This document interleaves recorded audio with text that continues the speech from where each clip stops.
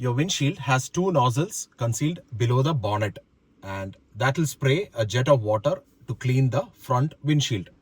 Now, to enable the windshield wiping, what you need to do is pull the wiper stalk towards yourself.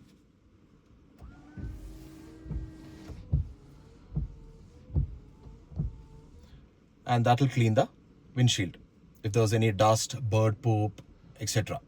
However, the reservoir tank has limited storage capacity for the windshield washer fluid, and you can quickly exhaust it, especially in monsoons where you frequently use it to clean the windshield. So what do you do to top it up?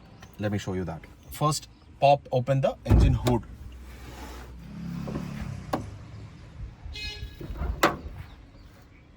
Secure the bonnet properly.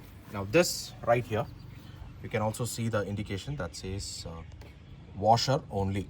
Now open it and you can top it up using clear water.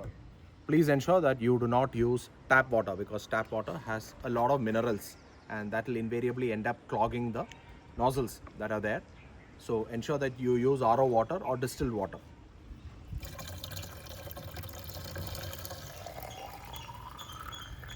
You can leave it here.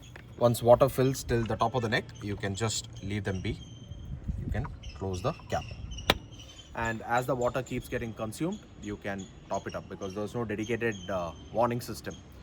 Advanced cars have warning systems when the windshield washer fluid level gets low. This one doesn't have it, it's a basic car. Some people ask me, is it okay to add shampoo? Is it okay to add some solution, colin, etc.?